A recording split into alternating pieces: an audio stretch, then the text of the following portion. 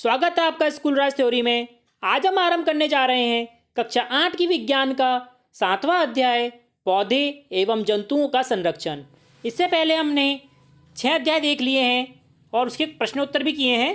तो आपने नहीं देखा है तो उनकी लिंक आपको डिस्क्रिप्शन मिल जाएगी या फिर आप प्लेलिस्ट में जाकर भी देख सकते हैं। तो चलिए आरंभ करते हैं। हमेशा की तरह हम पहले अध्याय को पढ़ेंगे और फिर हम प्रश्नोत्तर करेंगे, तो अंत तक बने रहिएगा। हमने देखा था कि कक्षा 7 में भुजो एवं पहली जो प्रोफेसर अहमद एवं टीबू के साथ वन भ्रमण किया था, वे अपने सहपाठियों के साथ अपने अनुभव बांटने के लिए बहुत उत्सुक थे। कक्षा के दूसरे सहपाठी भी अपने अपने अनुभव बांटने के लिए अत्यंत उत्सुक थे, क्योंकि उनमें से कुछ भरतपुर अभ्यारण्य भ्रमण करने गए थे और कुछ ने काजीरंगा राष्ट्रीय उद्यान, लोकचाऊ वन्यजीव अभ्यारण्य तथा ग्रेट निकोबार बायोस्फीयर रिजर्व जो कि वृहद निकोबार जैवमंडल संरक्षित क्षेत्र है, बाघ संरक्षित क्षेत्र इत्यादि के बारे में सुना था। ये हमने जितनी भी चीज़ें अभी देखी हैं, ये भरतपुर राष्ट्रीय अभ्यारण्य, काजीरंगा राष्ट्रीय उद्यान, लोकाचाऊ वन्यजीव अभ्यारण्य, ये सभी राष्ट्रीय उद्यान हैं और वन्यजीव अभ्यारण्य हैं। अब देखते हैं वन्योन्मूलन एवं इसके कारण। हमारी पृथ्वी पर नाना प्रकार के पौधे एवं जंतु पाए जाते हैं। नाना प्रकार के मतलब अनेक प्रकार के पौधे और अनेक प्रकार के जंतु पाए जाते हैं। ये मानव जाति के अस्तित्व एवं भली प्रकार से रहने के लिए आवश्यक होते हैं। जो मानव जाति है, जो मानव हैं, पुरुष जो हम लोग हैं, उनके अस्तित्व और उन्हें रहने के लिए आवश्यक होते हैं। आज इन जीवों के अस्तित्व के लिए वन्योन्मूलन एक बहुत बड़ा खतरा बन गया है। कौन से जीवों की बात हो रही है? जो पौधे और जंतु हैं, उनके लिए वन्योन्मूलन क्या है? बहुत बड़ा खतरा हो गया है। हम जानते हैं कि वन्योन्मूलन का अर्थ क्या होता है? वनों का समाप्त करना। क्यों वनों को समाप्त क्यों करते हैं? क्योंकि उससे भूमि प्राप्त करके अन्य कार्यों में उपयोग करना, उससे क्या कहते हैं? वन्योन्मूलन कहते हैं। वन में वृक्षों की कटाई निम्न उद्देश्यों से की जाती है। कौन कौन से उद्देश्य हैं? कृषि के लिए भूमि प्राप्त करना, घरों एवं कारखानों का निर्माण करना, फर्नीचर बनाने के लिए अथवा लकड़ी को ईंधन के रूप में उपयोग करने के लिए। दावानल एवं भीषण सूखा भी वन्योन्मूलन के कुछ प्राकृतिक कारक है। क्रियाकलाप देखते हैं 7.1। अपनी सूची में वन्योन्मूलन के अन्य कारणों को लिखिए तथा इन्हें प्राकृतिक एवं मानव निर्मित में वर्गीकृत कीजिए।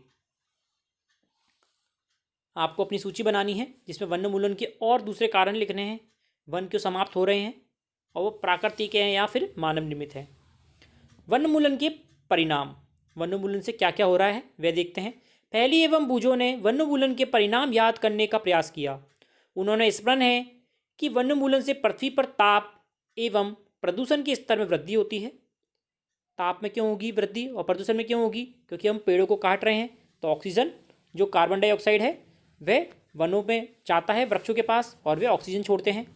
तो जितने कम वृक्ष होंगे उतनी ज़्यादा कार्बन डाइऑक्साइड बढ़ेगी और ऑक्सीजन की कमी होगी। इससे वायुमंडल में कार्बन डाइऑक्साइड का स्तर बढ़ता है। भौम जल स्तर है का निम्नीकरण भी होता है। निम्नीकरण मतलब कम हो जाता है। उन्हें पता है कि वन्योन्मूलन से प्राकृतिक संतुलन भी प्रभावित होता है। प्रोफेसर अहमद ने उन्हें बताया था कि यदि वृक्षों की इस प्रकार अनवरत कटाई चलती रही तो वर्षा एवं भूमि की उर्वरता में कमी आ सकती है। इसके अतिरिक्त बाढ़ तथा सूखे जैसे प्राकृतिक आपदाओं का भी सामना करना पड़ सकता है। याद कीजिए कि प्रकाश संश्लेषण की क्रिया में पौधों को भोजन बनाने के लिए कार्बन डाइऑक्साइड की आवश्यकता होती है और कम वृक्षों की अर्थ है कार्बन डाइऑक्साइड के उपयोग में कमी आना, जिससे कि वायुमंडल में इसकी मात्रा बढ़ जाती है। क्योंकि कार्बन डाइऑक्साइड पृथ्वी द्वारा उत्सर्जित ऊष्मीय विकिरणों का प्रग्रहण कर लेती है। मतलब पृथ्वी से जितनी भी ऊष्मा निकलती है वो कार्बन डाइऑक्साइड के अंदर जमा हो जाती है, जिससे क्या होता है?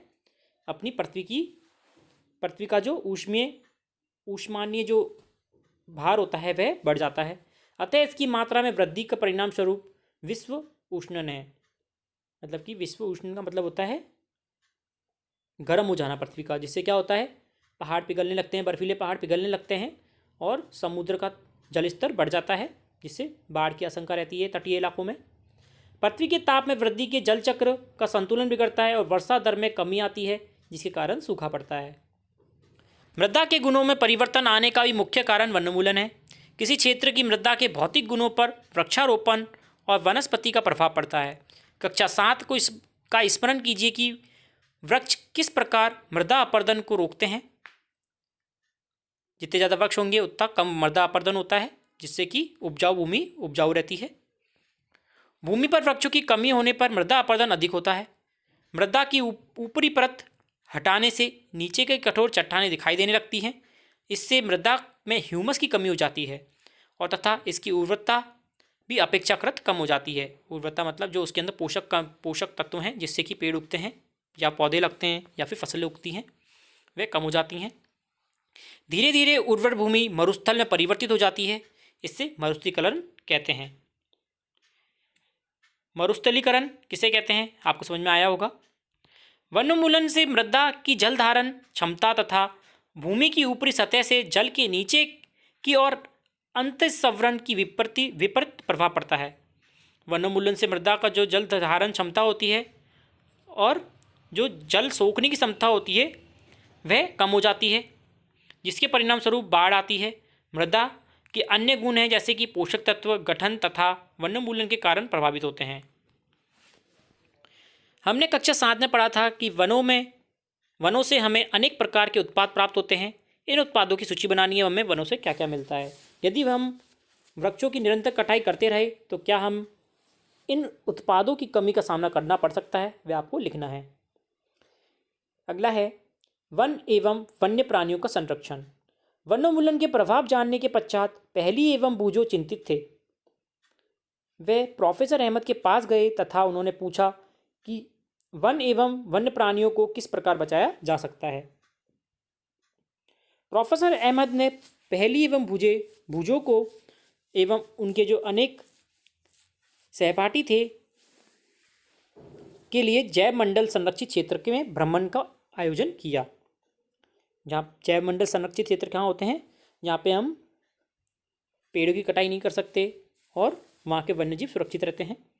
इसके लिए उन्होंने पचमढ़ी जैव मंडलीय संरक्षित नामक क्षेत्र को चुना। वे जानते थे कि इस क्षेत्र में पौधे एवं जंतु ऊपरी हिमालय की श्रृंखलाओं एवं निचली पश्चिमी घाटी के समान हैं।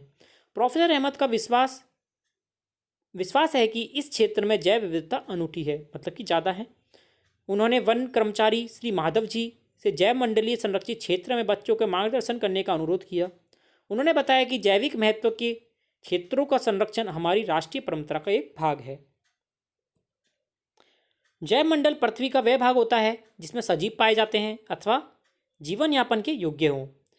जैव विविधता का अर्थ है पृथ्वी पर पाए जाने वाले विभिन्न जीवों की प्रजातियां, उनके पारस्परिक संबंध एवं पर्यावरण से उनका संबंध। देखते हैं, माधव जी ने बच्चों को समझाया कि हमारी व्यक्तिगत प्रयासों एवं समाज के प्रयासों के अतिरिक्त सरकारी एजेंसियां भी वनों एवं वन्य जंतुओं की सुरक्षा हेतु कार्यरत हैं।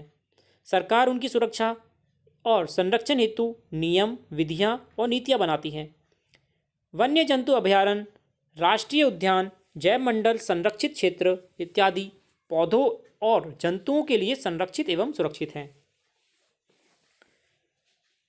वन संपत्ति जात और प्राणी जात और उनके आवासों के संरक्षण हेतु संरक्षित क्षेत्र चिन्हित किए गए हैं। उन्हें अभयारण्य, राष्ट्रीय उद्यान और जैव मंडल आरक्षित क्षेत्र कहते हैं। जहाँ पे वनस्पति ज़्यादा होती है या प्राणी ज़्यादा होते हैं, वहाँ पर क्या करते हैं, उनके आवासों को संरक्षण देने के लिए, ताकि कोई मानव उन्हें हानि ना पहुँचा सके, तो उनके लिए अभयारण्य, राष्ट्रीय उद्यान और जैव मंडल आरक्षित क्षेत्र बनाए जाते हैं ताकि वे सुरक्षित रह सकें। वृक्षारोपण, कृषि, चारागाह, वृक्षों की कटाई, शिकार, खाल प्राप्त करने हेतु शिकार, इन क्षेत्रों में निषेध होते हैं। अभयारण्य वह क्षेत्र जहाँ जंतु एवं उनके आवास किसी भी प्रकार के विक्षोभ से सुरक्षित रहते हैं, अभयारण्य कहते हैं। वहाँ पर राष्ट्रीय उद्यान क्या होते हैं, वन्य जंतुओं के लिए आरक्षित क्षेत्र जहाँ वह स्वतंत्र रूप से आवास एवं प्राकृतिक संसाधनों का उपयोग कर सकते हैं।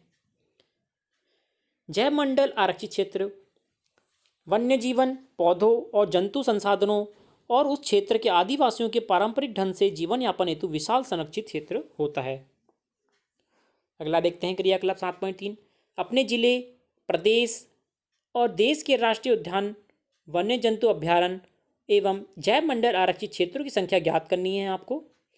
सारणी 7.1 में भरना है और इन क्षेत्रों में अपने प्रदेश एवं भारत के रेखा चित्र में दर्शाना है।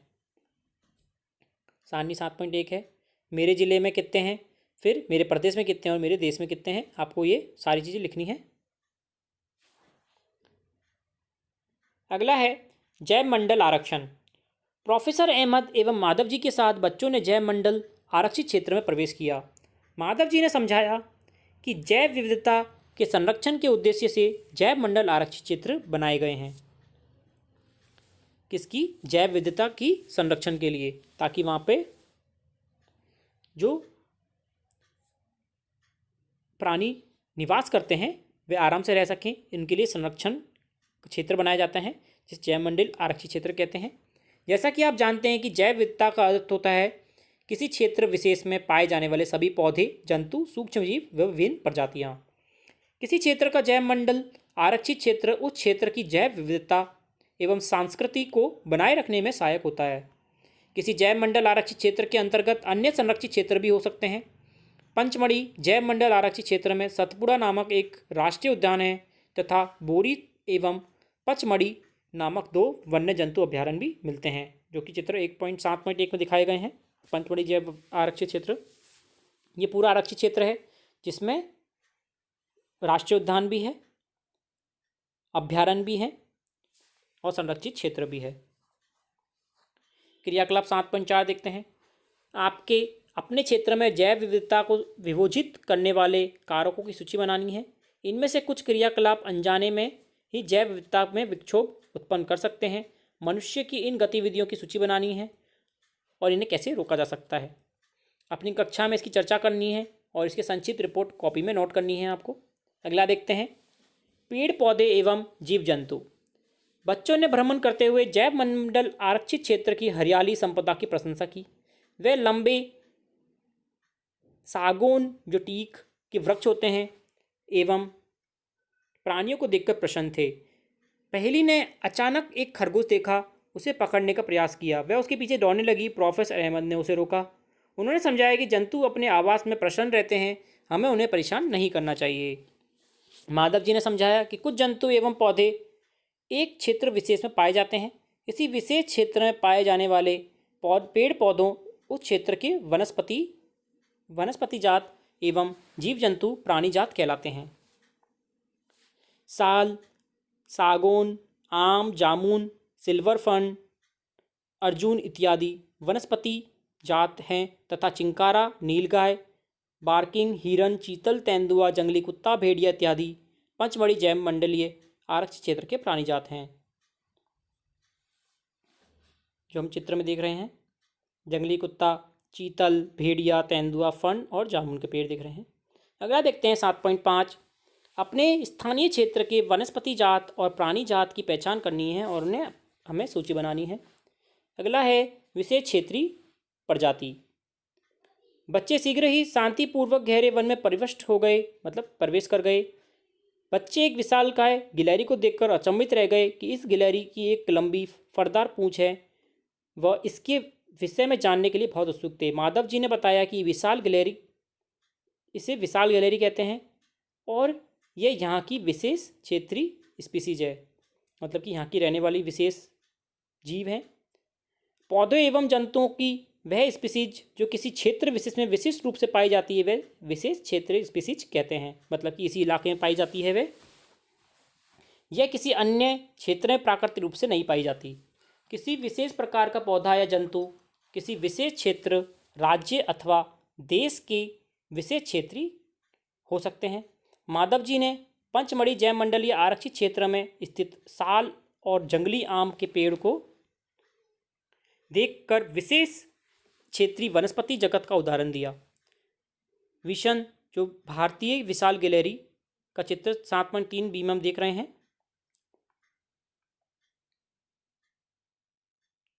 तथा उड़ने वाली गिलहरी इस क्षेत्र की विशेष श्रेणी प्राणी है। प्रोफेसर अहमद ने बताया कि उनके आवास को नष्ट होने, बढ़ती हुई जनसंख्या एवं नई स्पीसीज के प्रवेश से विशेष क्षेत्रीय स्पीसीज के प्राकृतिक आवास पर प्रभाव पड़ सकता है तथा इनके अस्तित्व को भी खतरा हो सकता है।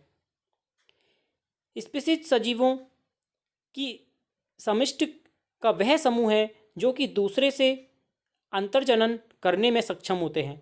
इसका अर्थ है कि एक जाति के सदस्य केवल अपनी जाति के सदस्यों के साथ और अन्य जाति के सदस्यों को छोड़कर जननक्षम संतान उत्पन्न कर सकते हैं। एक जाति के सदस्यों में सामान्य लक्षण पाए जाते हैं। क्रियाकलाप 7.6 देखते हैं। जिस क्षेत्र में आप रहते हैं वहाँ के क्षेत्र, पौधे और जंतुओं का पता लगाइए। अगला है वन्य प्राणी अभ्यारण्य। शीघ्र ही पहली ने एक बोर्ड देखा जिस पर लिखा हुआ था पंचपड़ी वन्य प्राणी अभ्यारण्य। प्रोफेसर अहमद ने बताया, आरक्षित वनों की तरह कुछ क्षेत्र ऐसे होते हैं जो वन्य प्राणी जंतुओं के लिए सुरक्षित होते हैं और संरक्षित होते हैं। उन्हें वन्य प्राणी अभ्यारण्य कहते हैं। माधव जी पुनः बताते हैं कि अभ्यारण्य वह स्थान होता है जहाँ प्राणियों अथवा जंतुओं को मारना या शिकार करना या पकड़ना पूर्णतः निषेध होता है, मतलब कि कानूनी अपराध होता है। यह अफसोस की बात है कि संरक्षित वन भी जीवों के लिए सुरक्षित नहीं रहे, क्योंकि इनके आसपास के क्षेत्रों में रहने वाले लोग उनका अतिक्रमण करके उन्हें नष्ट कर देते हैं। कुछ महत्वपूर्ण संकटापन्न वन्य जंतु हैं। संकटापन्न वन्य जंतु मतलब जो खतरे में हैं। काले हिरन, श्वेत आंखों वाले हिरन, हाथी, सुनहरी बिल्ली, गुलाबी सिर वाला बतख, घड़ियाल, कच्छ मगरमच्छ, अजगर, गैंडा इत्यादि हमारे वन्य अभ्यारण्यों में संरक्षित व सुरक्षित हैं। भारतीय अभ्यारण्यों में अनूठे दृश्य भूमि, बड़े समतल वन, पहाड़ी वन तथा बड़ी नदियों के डेल्टा की झाड़ी भूमि अथवा बुशलैंड हैं। बच्चों के प्राणी उद्यान, जो कि चिड़ियाघर भ्रमण को याद ताज़ा करने को कहा जाता है, उन्हें स्मरण है कि प्राणी उद्यान भी वह क्षेत्र है जहाँ प्राणियों को संरक्षण करते हैं। क्रियाकलाप 7.7 क्या होता है? निकट के चिड़ियाघर जो प्राणी उद्यान का भ्रमण कीजिए और वहाँ के प्राणियों को किन परिस्थितियों में रखा गया है वहाँ पे आपको देखना है। क्या वे जंतुओं के जीवन के लिए उपयुक्त हैं? क्या जंतु प्राकृतिक आवासों की अपेक्षा कृत्रिम आवास में रह सकते हैं? आपके विचार में जंतु चिड़ियाघर में अधिक आराम से रहते हैं या फिर प्राकृतिक आवास में, वह आपको लिखना है। राष्ट्रीय उद्यान। सड़क के किनारे एक बोर्ड लगा है जिस पर लिखा है सतपुड़ा राष्ट्रीय उद्यान। बच्चे अब वहां जाने के लिए उत्सुक है। माधव जी ने उन्हें बताया कि ये विशाल आरक्षित क्षेत्र है तथा पर्यावरण के संपूर्ण संकटों का संरक्षण करने में पर्याप्त है। इन्हें राष्ट्रीय उद्यान कहते हैं। यह वनस्पति जात, प्राणी जात, दृश्य भूमि तथा ऐतिहासिक वस्तुओं का संरक्षण करते हैं। सतपुड़ा राष्ट्रीय उद्यान भारत का प्रथम आरक्षित वन है।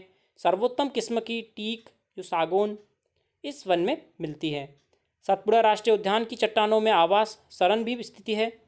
यह इन वनों में मनुष्य की गतिविधि के प्रागैतिक प्रमाण है, जिससे हमें आदि मानव के जीवन यापन के बारे में पता लगता है। चट्टानों के इन मानव आवासों में कुछ पेंटिंग्स कलाकृति मिलती है। पचमढ़ी जैव मंडल आरक्षित क्षेत्र में 55 चट्टाने आवासों की पहचान की जा चुकी है।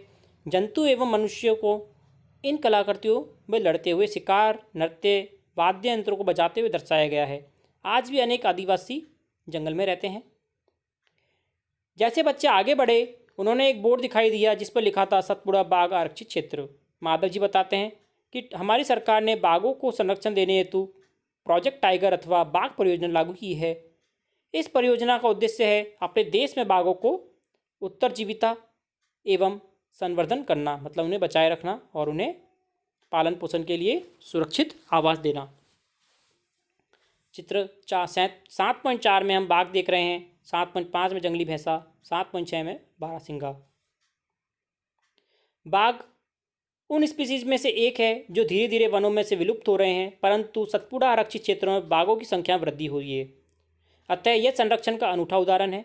किसी समय शेर, हाथी, जंगली भैंसे तथा बारहसिंगा भी सतपुड़ा राष्ट्रीय उद्यान में पाए जाते थे। वे जंतु जिनकी संख्या एक निर्धारित स्तर से कम होती जा रही हैं, वे विलुप्त हो सकते हैं, जिन्हें हम संकटापन्न जंतु कहते हैं। बूझों को डायनासोर के विषय में याद दिलाया गया जो लाखों वर्ष पूर्व विलुप्त हो चुके हैं। कुछ जीवों के प्राकृतिक आवासों में व्यवधान होने से अस्तित्व को खतरा पैदा हो सकता है। माधव जी पहली को बताते हैं कि बड़े जंतुओं की अपेक्षा छोटे प्राणियों के विलुप्त होने की संभावना कहीं अधिक है। अक्सर वे हम सांप, मेंढक, छिपकली, चमगादड़ तथा उल्लू इत्यादि को निर्दयता से मार देते हैं और परितंत्र में उनके महत्व के विषय में सोचते भी नहीं हैं। उनको मारकर हम स्वयं को हानि पहुंचा रहे हैं। यद्यपि वे आकार में छोटे हैं, परंतु पारितंत्र में उनके योगदान को अनदेखा नहीं किया जा सकता। वे आहार जाल व आहार श्रृंखला का भाग हैं, जिनके बारे में हमने कक्षा 7 में पढ़ा था। किसी क्षेत्र के सभी पौधे, प्राणी, सूक्ष्मजीव, अजैव घटकों जैसे जलवायु, भूमि, मिट्टी, नदी, डेल्टा इत्यादि संयुक्त रूप से किसी पारितंत्र का निर्माण करते हैं। आगे है red data book. Red data पुस्तक प्रोफेसर अहमद बच्चों को रेड डाटा पुस्तक के विषय में समझाते हैं। वे उनको बताते हैं कि रेड डाटा पुस्तक यह पुस्तक है जिससे सभी संकटापन्न स्पीसीज का रिकॉर्ड रखा गया है। मतलब जो भी समाप्ति की ओर बढ़ रही हैं वन्यजीव, उनकी हम लिस्टिंग करते हैं, लिखते हैं उसमें, उसे रेड डाटा बुक कहते हैं। पौधे, जंतु व अन्य स्पीसीज के लिए अलग अलग रेड डाटा बुकें स्टोर्ड हैं। ये वेबसाइट दी गई है, इससे आप प्राप्त कर सकते हैं रेड डाटा बुक। आगे है प्रवास। माधव जी के निर्देशन में भ्रमण पार्टी गहरे वन में प्रवेश करती है। वह तवा संरक्षित क्षेत्र में कुछ समय आराम करते हैं। पहली ने नदी के समीप कुछ पक्षी देखे। माधव जी बताते हैं ये प्रवासी पक्षी हैं। ये पक्षी संसार के अन्य भागों से उड़कर यहाँ आए हैं। जलवायु में परिवर्तन के कारण प्रवासी पक्षी प्रत्येक वर्ष सुदूर क्षेत्रों से एक निश्चित समय में उड़कर आते हैं और वह यहाँ अंडे देने के लिए आते हैं। क्योंकि उनके मूल आवास में बहुत अधिक शीत के कारण, ठंड होने के कारण वह स्थान उस समय जीवन यापन हेतु अनुकूल नहीं होते हैं। ऐसे पक्षी जो उड़कर सुदूर क्षेत्रों तक लंबी यात्रा करते हैं वे प्रवासी पक्षी कहलाते हैं, जैसा कि हम कक्षा 7 में पढ़ा था। कागज का पुनःचक्रण। प्रोफेसर अहमद बच्चों का ध्यान वनोन्मूलन के एक और कारण की ओर आकर्षित करते हैं। वे बताते हैं कि 1 टन कागज प्राप्त करने के लिए पूर्ण रूपेण विकसित 17 वृक्षों को काटा जाता है। आप देख सकते हैं 1 टन कागज प्राप्त करने के लिए 17 वृक्षों को काटा जाता है। अतः हमें कागज की बचत करनी चाहिए। प्रोफेसर अहमद ये भी बताते हैं कि उपयोग के लिए कागज का 5 से 7 बार तक पुनः चक्रण किया जा सकता है। मतलब हम जो कागज यूज करते हैं वे 5 से 7 बार दुबे पुनः चक्रण कर दोबारा यूज कर सकते हैं। यदि कोई छात्र दिन में मात्र 1 कागज की बचत करता है तो हम 1 वर्ष में अनेक वृक्ष को बचा सकते हैं। हमें कागज की बचत करनी चाहिए और इसका पुनः चक्रण व पुनः उपयोग करना चाहिए।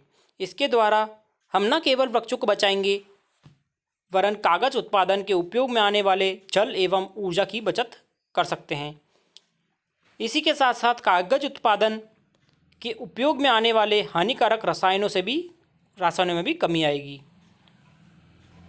अगला है पुनः वन रोपण। प्रोफेसर अहमद का सुझाव है कि वनोन्मूलन का उत्तर पुनः वन रोपण है। पुनः वन रोपण में काटे गए वृक्षों की कमी पूरी करने के उद्देश्य से नए वृक्षों का रोपण करना है। रोपण वाले वृक्ष सामान्यतः उसी स्पीशीज के होते हैं जो उस वन में पाए जाते हैं। हमें कम से कम उतने वृक्ष लगाने चाहिए जितने हम काटते हैं। प्राकृतिक रूप से भी वन का पुनः वनमूलन हो सकता है। यदि वनमूलित क्षेत्रों में अबाधित छोड़ दिए जाएं तो ये सतत पुनः स्थापित हो जाते हैं। मतलब बिना किसी छेड़छाड़ के छोड़ दिए जाएं तो पुनः स्थापित हो जाते हैं। प्राकृतिक वनोन्मूलन में मानव गतिविधियों का कोई स्थान नहीं है। हम अपने वनों को अब तक बहुत अधिक नष्ट कर चुके हैं। यदि हम अगली पीढ़ी के लिए हरी संपदा बनाए रखनी है तो अधिक वृक्षारोपण एक ही मात्र विकल्प है। प्रोफेसर अहमद ने उन्हें बताया कि भारत वन संरक्षण अधिनियम, इस अधिनियम का उद्देश्य प्राकृतिक वनों का परीक्षण एवं संरक्षण करना है। साथ ही साथ ऐसे उपाय भी करना है कि जिससे वन में और उसके समीप रहने वाले लोगों की आधारभूत आवश्यकताओं की पूर्ति हो सके। कुछ समय विश्राम करने के पश्चात माधव जी ने बच्चों को वापस चलने के लिए कहा, क्योंकि सूर्यास्त के पश्चात वन में रुकना ठीक नहीं है। वापस आने के बाद प्रोफेसर अहमद एवं बच्चों ने उस उल्लासपूर्ण अनुभव के लिए माधव जी का आभार व्यक्त किया। अब हम इसके प्रश्नोत्तर देखेंगे। प्रश्न नंबर 1 है, रिक्त स्थानों की उचित शब्दों द्वारा पूर्ति कीजिए। पहला, वह क्षेत्र जिसमें जंतु अपने प्राकृतिक आवास में संरक्षित होते हैं वह क्या कहलाता है? वह अभयारण्य कहलाता है। तो पहले का उत्तर हो जाएगा अभयारण्य। अगला है, किसी क्षेत्र विशेष में पाई जाने वाली स्पीसीज खालिस्तान कहलाती हैं। तो विशेष स्पीसीज को क्या कहते हैं? संकटापन कहलाती हैं। दूसरे का उत्तर हो जाएगा संकटापन। अगला है, प्रवासी पक्षी सुदूर क्षेत्रों से खालिस्तान परिवर्तन के कारण पलायन करते हैं। तो इसका उत्तर हो जाएगा जलवायु परिवर्तन के कारण पलायन करते हैं। तीसरे का उत्तर हो जाएगा जलवायु। अगला प्रश्न है, निम्नलिखित में अंतर स्पष्ट कीजिए। वन्य प्राणी उद्यान एवं जैव मंडलीय आरक्षित क्षेत्र।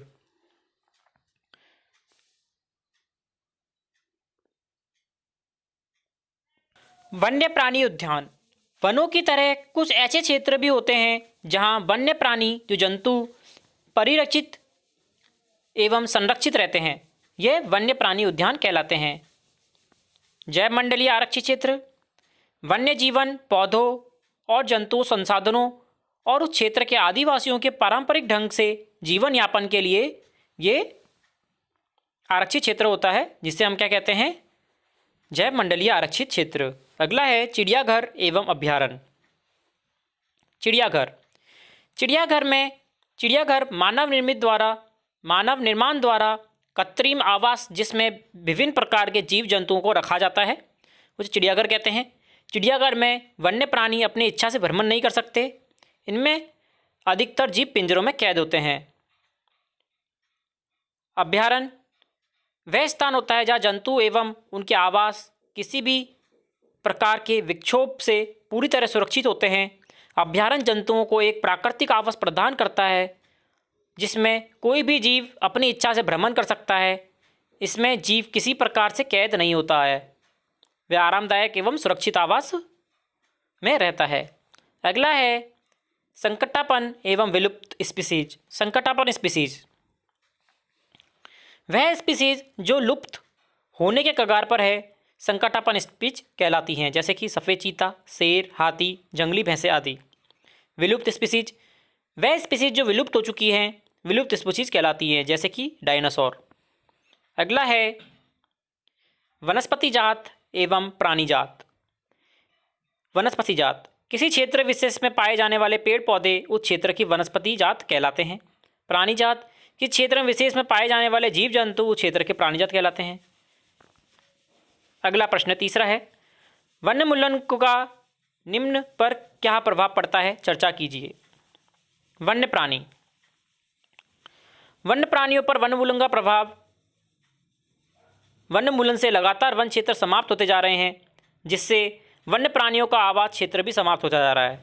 आवास न मिलने के कारण कुछ प्राणी मर जाते हैं तथा कुछ अन्य किसी दूसरी वन क्षेत्र की तरफ दौड़ते हैं, जिससे उस क्षेत्र के जीवों पर भी प्रभाव पड़ता है। इस प्रकार वन्यमूलन का सबसे अधिक प्रभाव वन्य प्राणियों पर पड़ता है। अगला, पर्यावरण। हम जानते हैं कि हमारे पर्यावरण में प्राणी जगत तथा वनस्पति जगत दोनों आपस में अनेक पर्यावरणीय साधनों के बीच में संतुलन बनाए रखते हैं। यदि वन, जिन्हें पर्यावरण के फेफड़े कहते हैं, काट दिए जाएं, तो पर्यावरण में प्रदूषण तथा असंतुलन फैल जाएगा, जो संपूर्ण जीव जंगल को प्रभावित करेगा। वन काटने के कारण कार्बन डाइऑक्साइड की मात्रा अधिक होने के कारण उत्पन्न ग्रीन हाउस प्रभाव का पर्यावरण को प्रभावित करता है। वन काटने पर वर्षा दर भी घटती है। अगला है, ग्रामीण क्षेत्र। हम जानते हैं कि ग्रामीण लोग जिनके गांव वनों के समीप है, अपनी जीविका के लिए अनेक दैनिक जरूरतों के लिए वनों पर निर्भर रहते हैं। यदि वन काट दिए जाएंगे तो इन लोगों का जीवन बहुत अधिक प्रभावित होगा। इसके साथ साथ वन काटने पर फैला प्रदूषण तथा असंतुलन ग्रामीण तथा शहरी दोनों क्षेत्रों को प्रभावित करेगा। अगला है, शहरी क्षेत्र। शहरी क्षेत्रों में चलने वाले उद्योग तथा फैक्ट्रियों में वन से प्राप्त कई प्रकार के कच्चे पदार्थों का उपयोग किया जाता है। यदि वन समाप्त हो जाएंगे तो शहरों में औद्योगिकरण को सबसे ज़्यादा प्रभावित होगा। साथ ही वन्यमूलन के कारण उत्पन्न हुआ वायु प्रदूषण, ग्रीन हाउस प्रभाव भी शहरी क्षेत्रों में बहुत अधिक प्रभावित करेगा। पृथ्वी, वन वर्षा लाने में सहायक होते हैं, कार्बन डाइऑक्साइड और ऑक्सीजन के बीच में संतुलन बनाए रखते हैं, वायुमंडल में कार्बन डाइऑक्साइड की मात्रा नहीं बढ़ने देते हैं। लेकिन यदि वन्यमूलन हो जाएगा तो कार्बन डाइऑक्साइड की मात्रा अधिक होने के कारण ग्रीन हाउस प्रभाव उत्पन्न हो जाएगा, जो पृथ्वी का ताप बढ़ाएगा और जिससे संपूर्ण जीव जगत प्रभावित होगा। अगली पीढ़ी, हम जानते हैं कि वन हमारे प्राकृतिक संसाधनों में से एक है। हमारा ये कर्तव्य बनता है कि हम अपनी प्राकृतिक धरोहर को अगली पीढ़ी के लिए बचाकर रखें, अन्यथा हमारी अगली पीढ़ी वनों से वंचित रह जाएगी और वन्यमूलन से उत्पन्न कई तरह की परेशानियों से गुजरना पड़ेगा। अगला है, क्या होगा यदि हम वृक्षों की कटाई करते रहें। हम वृक्षों की कटाई अगर लगातार इसी दर से करते रहेंगे तो कुछ समय पश्चात हमारे अधिकतर वन नष्ट हो जाएंगे और वन्यमूलन से पृथ्वी का ताप और प्रदूषण का स्तर बढ़ेगा और भौम जल स्तर में नीचे आ जाएगा और वन्यमूलन से वायुमंडल में कार्बन डाइऑक्साइड की मात्रा बढ़ेगी, जिससे प्राकृतिक संतुलन भी प्रभावित होगा। यदि वनों की कटाई अनवरत चलती रही तो वर्षा एवं भूमि की उर्वरता में कमी आ जाएगी और इसके अलावा सूखे तथा बाढ़ जैसे प्राकृतिक आपदाओं की संभावना भी बढ़ जाएगी। अगला है, किसी जंतु का आवास बाधित करना। यदि किसी जंतु का आवास बाधित होता है तो यह उस जंतु के अस्तित्व के लिए सबसे बड़ा खतरा पैदा करता है। अगला है, मिट्टी की ऊपरी परत अनावरित होना। यदि मिट्टी की ऊपरी परत अनावरित हो जाएगी तो मिट्टी की परत हटने से उसके नीचे की कठोर चट्टानें दिखाई देने लगेगी। इससे मृदा की ह्यूमस की मात्रा कमी हो जाएगी, जिससे उर्वरक शक्ति में अपेक्षाकृत कम हो जाएगी, जिससे धीरे धीरे भूमि मरुस्थल में बदलना चालू हो जाएगी और यही मरुस्थलीकरण कहलाता है। अगला 5वां प्रश्न है, संक्षेप में उत्तर दीजिए। हमें जैव विविधता का संरक्षण क्यों करना चाहिए। हमें हमारी जैव विविधता को बचाने के लिए, क्योंकि एकल जीव को पृथ्वी पर अस्तित्व संभव नहीं है। जैव विविधता के कारण ही पृथ्वी पर जीवों में संतुलन बना रह पाता है। अगला प्रश्न है, संरक्षित वन में भी वन्य जंतुओं के लिए पूर्ण रूप से सुरक्षित नहीं है, क्यों। संरक्षित वन में भी वन्य जंतु पूरी तरह से सुरक्षित नहीं है, क्योंकि कुछ लालची लोग अपने निजी फायदे के लिए यहाँ पर रहने वाले जानवरों का शिकार करते हैं। इसलिए हम कह सकते हैं कि संरक्षित वन वन्य प्राणियों के लिए सुरक्षित नहीं है। अगला है, कुछ आदिवासी जंगल पर निर्भर करते हैं, कैसे। आदिवासी लोग वनों में या वनों के निकट रहने वाले लोग होते हैं। यह लोग अपनी प्रत्येक आवश्यकता की पूर्ति के लिए वनों पर से प्राप्त उत्पादों का प्रयोग करते हैं। इस प्रकार हम कह सकते हैं कि कुछ आदिवासी वनों पर निर्भर करते हैं। अगला है, वन्यमूलन के कारक और इसके प्रभाव क्या हैं। वन्यमूलन के कारक, वन्यमूलन का अर्थ होता है वनों को समाप्त करके भूमि प्राप्त कर अन्य कार्यों के लिए उपयोग करना। वन्यमूलन के लिखित कारक हो सकते हैं, कृषि के लिए भूमि प्राप्त करना, घरों एवं कारखानों का निर्माण करना, फर्नीचर बनाने के लिए लकड़ी ईंधन के रूप में उपयोग करना। वन्यमूलन के प्रभाव क्या क्या होंगे। पृथ्वी का ताप बढ़ेगा, भूमिस्थल जल स्तर जो होता है वह नीचे आ जाएगा। इसके कारण बाढ़ तथा सूखे जैसे प्राकृतिक आपदाओं की संभावनाएं बढ़ जाती हैं। प्रदूषण का स्तर में वृद्धि होती है और भूमि की उर्वरता में कमी आती है। अगला है, रेड डाटा पुस्तक क्या है। रेड डाटा पुस्तक वह पुस्तक होती है जिसमें सभी संकटपन्न स्पीसीज का रिकॉर्ड रखा जाता है। पौधे, जंतु और अन्य स्पीसीज के लिए अलग अलग रेड डाटा पुस्तकें होती हैं। अगला है, प्रवास से आप क्या समझते हैं। प्रवास यह परिघटना है जिसमें किसी स्पीसीज का अपने आवास से किसी अन्य आवास में हर वर्ष की विशेष अवधि में विशेष प्रजनन हेतु चलन होता है। अगला प्रश्न 6 है, फैक्ट्रियों एवं आवास की मांग की आपूर्ति हेतु वनों की अनवरत कटाई हो रही है। क्या इन परियोजनाओं के लिए वृक्षों की कटाई न्याय संगत है। इस पर चर्चा कीजिए तथा संक्षिप्त में रिपोर्ट तैयार कीजिए। फैक्ट्रियों एवं आवास की मांग की आपूर्ति के लिए वनों की अनवरत कटाई हो रही है, यह न्याय संगत नहीं है, क्योंकि वन हमारी अमूल्य धरोहर है और हमारे मुख्य प्राकृतिक संसाधनों में से एक है। इसलिए हमें इन्हें संरक्षित रखना चाहिए हम जानते हैं कि वन हमारे लिए बहुत अधिक आवश्यक है। ये वर्षा लाने में सहायक होते हैं, वायु में ऑक्सीजन और कार्बन डाइऑक्साइड के बीच संतुलन बनाए रखते हैं। इसलिए हमें चाहिए कि वनों को हम बचा कर रखें। यदि किसी कारणवश हम वन कटाई करते हैं तो इन्हें पुनः वन रोपण करना चाहिए। जहाँ तक संभव हो सके वन उत्पादों को अन्य किसी दूसरे पदार्थों में बदल लेना चाहिए। लोग अपने निजी लालच के लिए औद्योगिकरण को लगातार बढ़ावा दे रहे हैं, जिससे लगातार वनों की कटाई हो रही है। उन्हें समझना चाहिए कि वन हमारे प्राकृतिक संसाधन हैं और हमें उन्हें अपनी आने वाली पीढ़ी के लिए बचा कर रखना चाहिए। अनावश्यक रूप से हमें वनों की कटाई नहीं करनी चाहिए। अगला प्रश्न है, अपने स्थानीय क्षेत्र में हरियाली बनाए रखने के लिए आप किस प्रकार योगदान दे सकते हैं?